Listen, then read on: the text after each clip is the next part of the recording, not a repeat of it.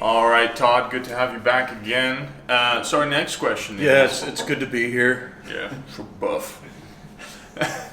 So our next question is, our company already has an executive scorecard. What does EBM bring into the mix? Like, isn't this just a new name for something we already had? Every executive scorecard that I used when I was an executive was really not objective. It wasn't. It was usually some red, amber, green, some watermelon reporting. It was some facts that I wanted to make sure were clear, but it was really just this subjective story. And so I would scrap those. I think what EBM gives us is an objective look at time to market, ability to innovate, unrealized value, and current value. And being able to look at those objectively and setting a baseline and looking at trends, far more valuable than knowing whether or not your project is red or green. And by the way, they're all red, right? Even if you're saying they're green, they're red. You don't know anything unless you're shipping.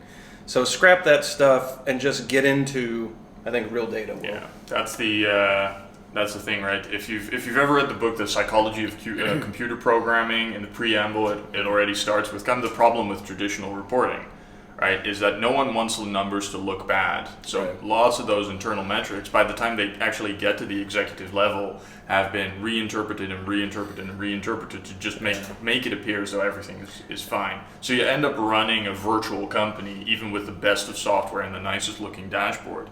EBM, when used, the metrics there are derived from stuff that's in the market. Yep. Right? It just shows you the unvarnished and sometimes rough truth of what is happening. Yeah, for me, Todd, it's like I'm really good at getting yelled at, and these metrics always got me yelled at. Yeah. Right? So be ready for that, right? Because you're showing some real stuff, and you're not sanitizing it, and you're not making it pretty for the execs. You're just saying this is how it is, and you're going to get yelled at.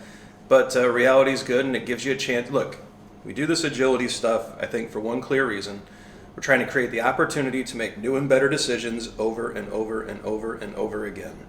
EBM gives you the nudge, the prompt to make a new and better decision. Yeah, exactly. It allows you to actually control the company that you have and not the company Excel makes you think you have. Perfect.